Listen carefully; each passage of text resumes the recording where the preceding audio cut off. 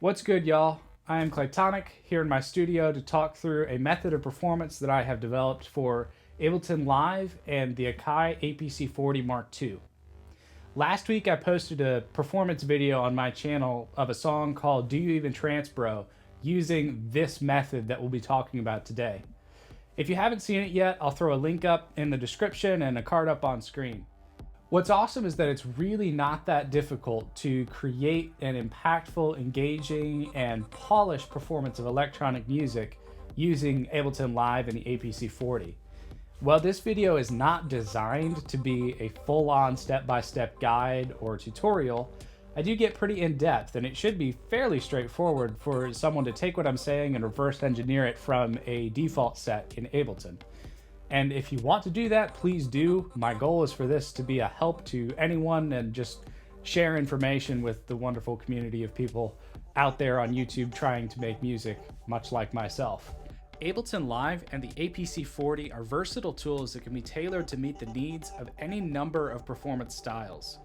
Before we dive into the details of this approach, here are the goals I had in mind as I created this setup.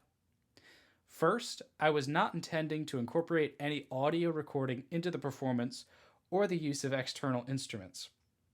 I also knew that I was not going to include a vocal mic.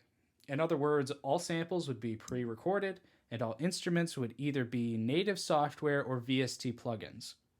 Second, I knew that I wanted to be able to twist knobs and push buttons and have an integral part in the sculpting of the sound and the progression of the music. As such, I have not utilized follow actions, but rather I have chosen to move through scenes and trigger clips manually. And third, I much prefer explicit and dedicated controls to implicit and multifunctional controls, so I knew that I needed to find a way to view as much of the set as possible at once. With these things combined, I knew this setup would mean using these tools more in the mindset of a DJ and less in the mindset of a composer.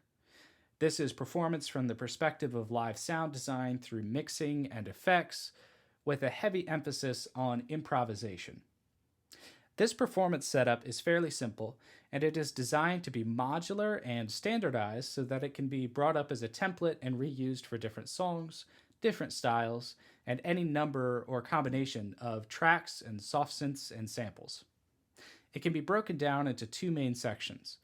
First, the tracks, samples, and MIDI clips and how they are arranged in session view for easy access on the APC40. Second, the routing of those tracks through a suite of spectral, dynamic, and time-based audio effects for real-time control.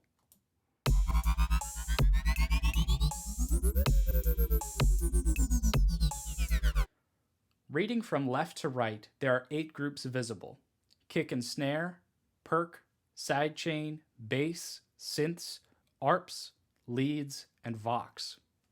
The reason there are 8 is because that is the number of groups or tracks that can be visible at any given time on the APC40.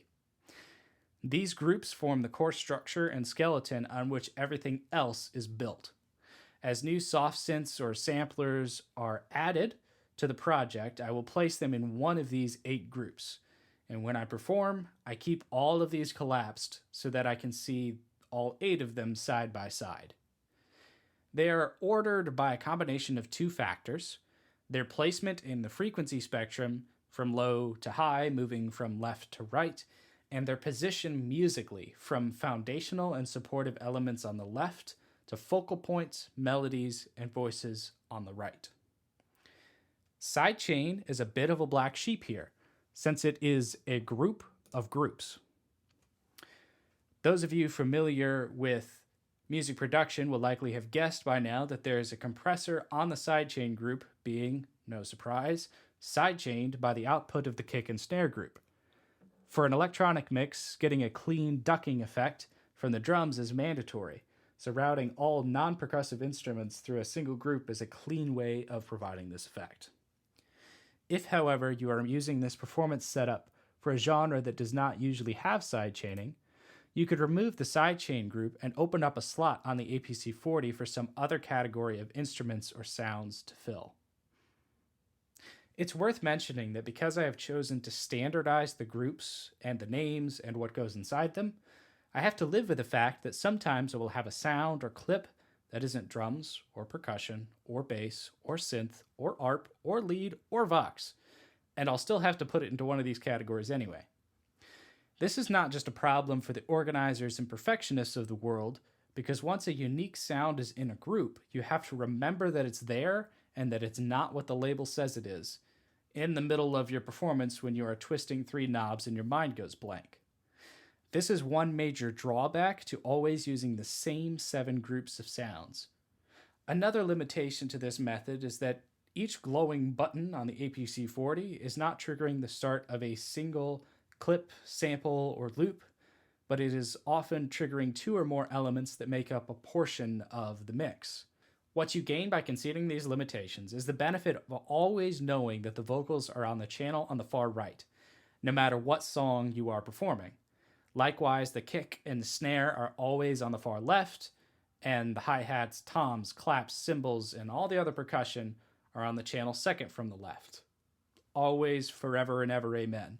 So even if you are 45 minutes into a house set and you suddenly forget where you are in the music, you can rest assured that your 4 on the floor and accompanying groovy bits are on the 2 leftmost buttons, and that the dance floor will stay full while you figure everything else out. Now that we have our heads around the 8 groups that make up the set, let's get sideways and think about how to order the individual clips in a way that makes sense. What I like to do is think of each row, or scene, as Ableton calls them, as one section of a song. So, first scene is the intro. Second scene is a verse, third scene is a build, fourth scene is a drop, and so on and so forth. It doesn't always work out quite that simply, but that's the idea. Sometimes, since I like to spend so much time playing with effects and twisting knobs and doing those sorts of things, I will devote a scene to each chord of an important section, like a drop. This is awesome, this is jamming, but this scene is part of the drop. It will only ever play this chord until I hit this next scene. It's just going to repeat this 4 bars. And this gets me to the next section.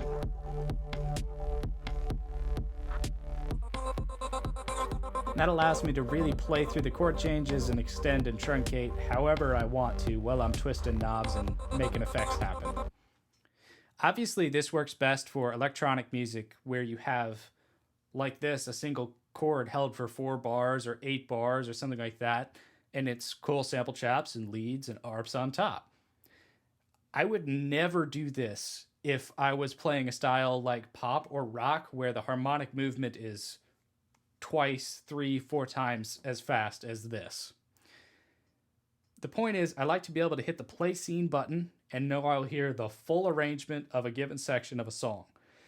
This way I can move through the music section by section and really play with effects without worrying too much about the mix or anything like that.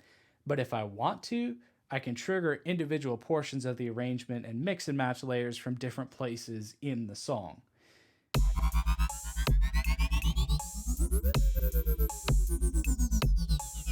The other main portion of this live performance setup is the effects.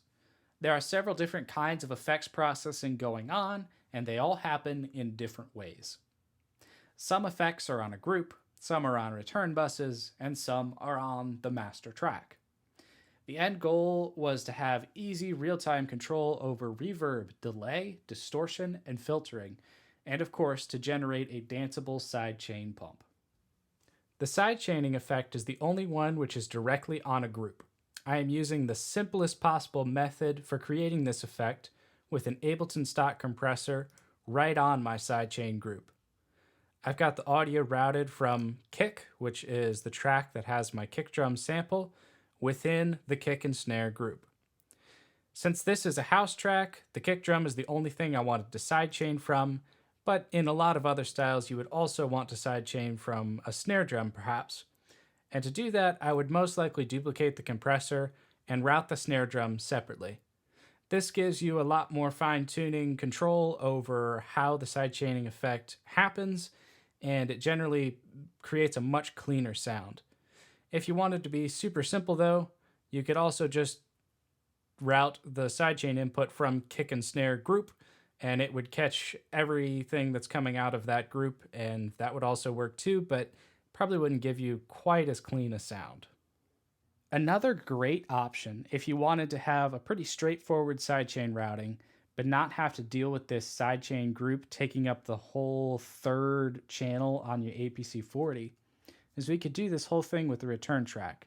It's a little bit involved to set up, but it's also a totally viable option. So I'm just going to go ahead and insert a new return track, and then I'm going to take this sidechain compression, I'm going to pull it off the sidechain group, and I'm going to put it on this new return track that we just made. Now, what we're going to want to do is, well, first of all, remove the sidechain group because we don't need it.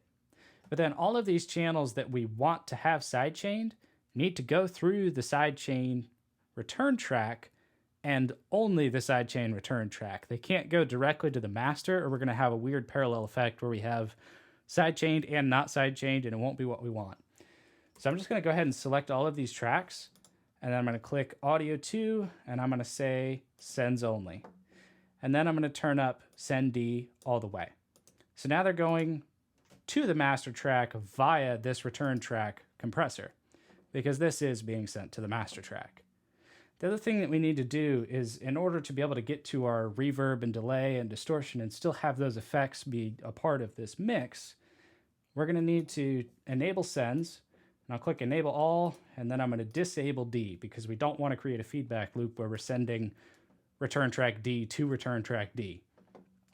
Then I'll just turn A and B and C all the way up, and we'll explain how these work when we get to it in just a few minutes. But then if I hit play, we're going to have exactly the same situation as we had before, now using return track rather than a group. Here's our sound, nice and pumpy. You can see that the sidechain is triggering. And then I'll bring up, I don't know, say the reverb and really wash it out so we can hear that it's working.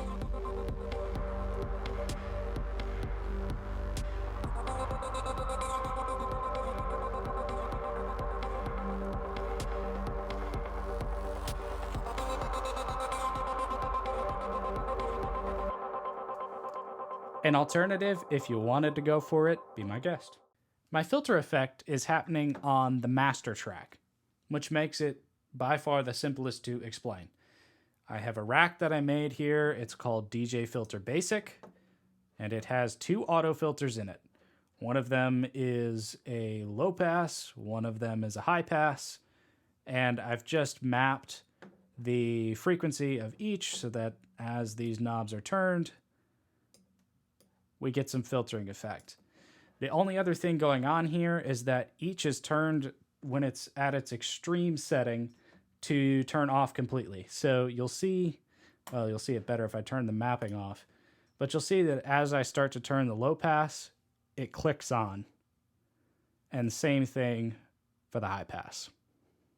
These are both then routed to the first two of my user assignable macros on the APC40 MKII. And again, because I'm a stickler for explicit and directly mapped control whenever I can, I'm choosing not to ever really use these beautiful device control knobs that the manufacturer made, and I'm only using these 8 wherever possible. So for this performance setup, this is where all of the action happens. In my first two, this is my low pass, this is my high pass. All right, let's take a look at the 3 return tracks and the reverb, delay, and distortion. Credit where credit is due, I didn't come up with the effect racks that these use entirely on my own. These inner racks were created by following along to a course on udemy.com by Jason Allen. And the specific section from which I created these racks was guest taught by James Patrick. The course was well worth my time when I was just getting my feet wet into Ableton, and I would recommend it to anyone who has never used Ableton or another DAW before. It works its way through all the basics, and I'll put a link to it in the video description for anyone interested. Now, this rack here is exactly what it says it is. This is a spectral reverb. If I open it up, you'll see that there's a couple of modules in here, but nothing too crazy. First of all, we have an auto filter that gives our spectral part and allows us to apply the reverb that follows it to a specific portion of the frequency spectrum. We've got a couple of things mapped here to the first three macros. We've got input cutoff, which is just the frequency of this bandpass filter. We've got drive, which is the filter drive.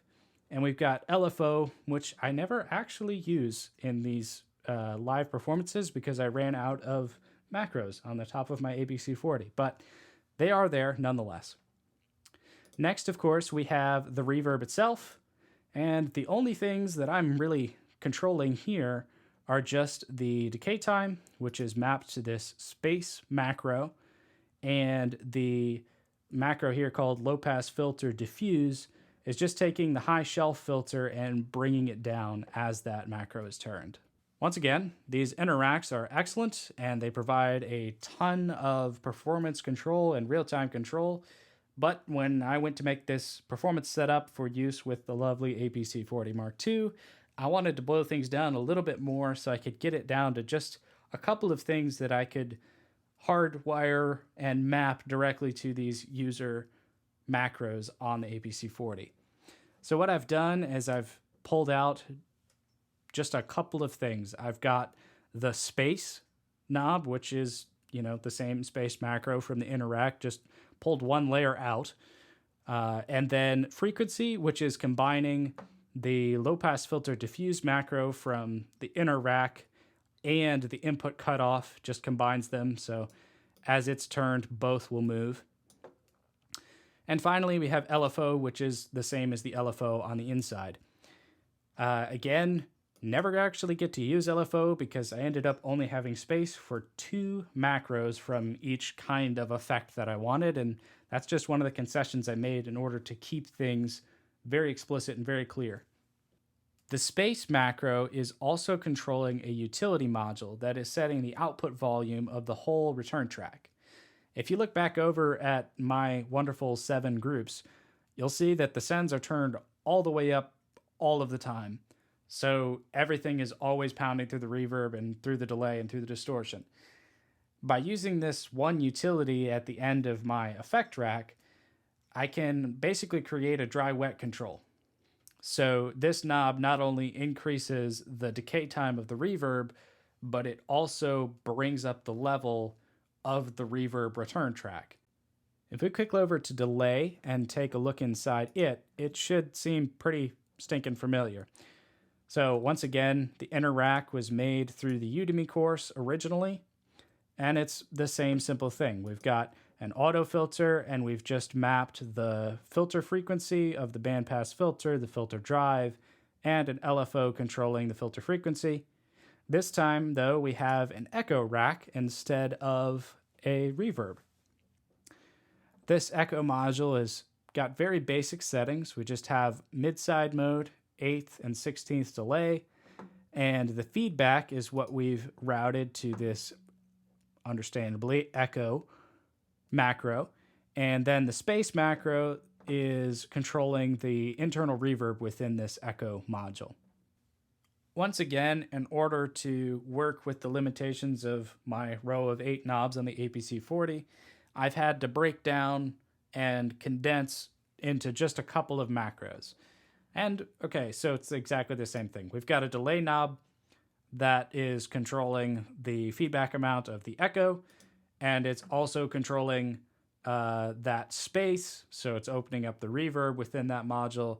And then same thing as before, we've got a utility to attenuate the level of this return track from 0 to full blast. Likewise, we've got the frequency, which is doing exactly the same thing. It's just controlling the autofilter's frequency. And then once again, we have an LFO, creates really cool sounds, but we don't have a knob or a way to control it easily, so it kind of just got cut.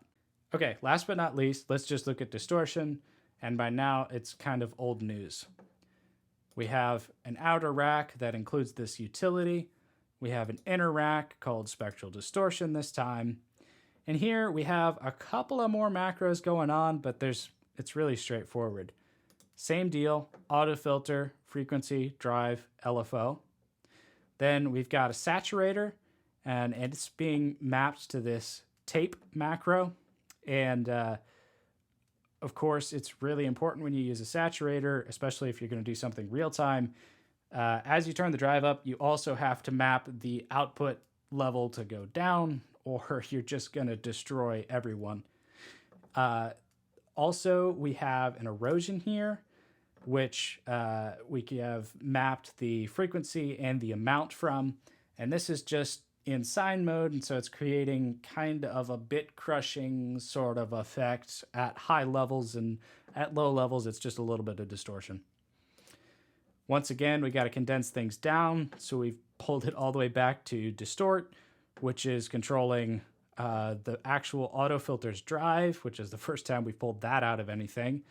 And it's also controlling tape, which is the saturator, and it's also controlling the amount of the erosion module. Also, we have frequency. Once again, that's just the frequency, but this time, in addition to the auto filter, it's also controlling the frequency of the erosion module. Like with the sidechain, there's more than one way to route effects. If you don't want to use return tracks for your reverb, delay, and distortion, you could also do that in an effect rack on the master track like this. I'll just go ahead and pull it in, and then I'll grab one by one each of my effects, and I'll put them each on their own chain.